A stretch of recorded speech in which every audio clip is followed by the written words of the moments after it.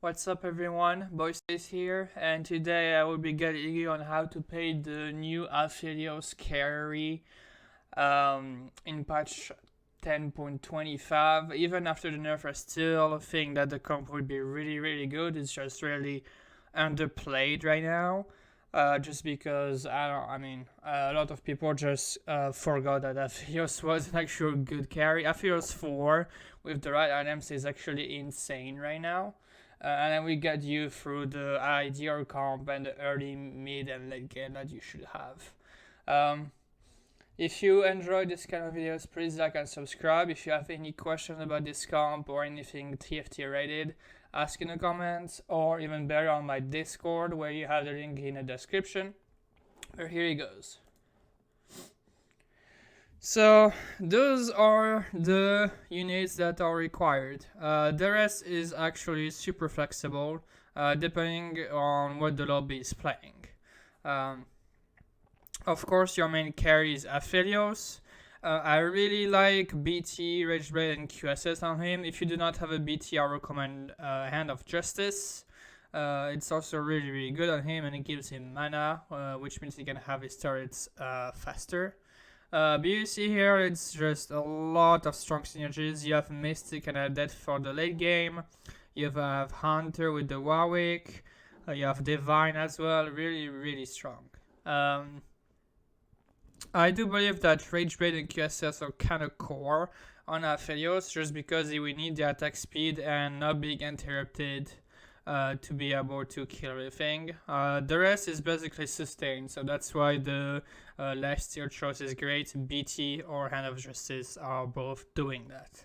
Honestly, after getting those units online, what I would just do is just put legendary units. Azir is great with the soldiers to protect more Aphelios, so he can stack more and being protected against assassins if there is some.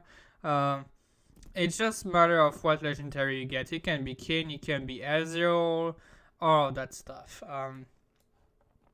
Of course, after a point, you can upgrade this Janna to a Zillion, and that would be your late game comp. But now, how do we get there? So, of course, I recommend playing this comp only if you get Aphelios Moonlight Chosen. You can actually get him pretty early. If you did pre-level to 4 on 2-1, you have actually, I think it's 40% now, 40% chance to get a 2-cost chosen. So if you can get him and you already have maybe a Rageblade or a BT, great. After that, what I will do is try to find another Moonlight. If you don't get the Saris right away, it's fine. You can just put in a Lissandra. That's totally fine. And then it's just a matter of a solid front line. So Brawlers are fine. If you don't get Brawlers, well, you can usually get the Cultist in. So let's say you don't get the Brawlers. If you do get Cultist, you can have the TF here, Elise, and Pike. Something like that is also totally fine. Of course, if you do get a Javelin, that's even better with Keeper, because everybody will be protected, shielded. Really strong. Another frontline possibility that can be good this patch is Vanguards. If you do get maybe Wukong and Garen upgraded early, with, let's say, the Lissandra, that can be also a solid frontline. It's not the best, but it shouldn't be the worst either, just because they're buffing the 2 Vanguards to 120 armor. So yeah, and of course, if you can get to 4 Vanguards with Trash and Ikarim, even better. So that should get through, you get through the early game. Cotis, Vanguards, Brawlers, any frontline you get. Let's talk about now. Let's say you have the Brawler opening, okay? Let me find the vibe, there we go.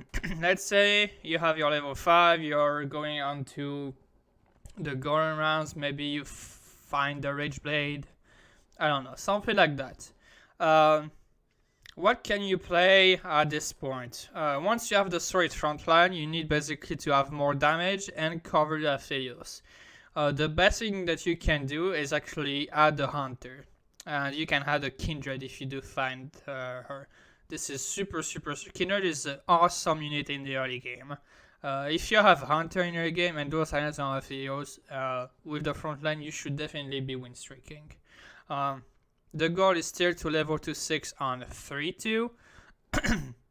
If you can find the Kindred, or even better, if you can find maybe luckily a Warwick to have it as a brawler, so he has a lot of HP, great.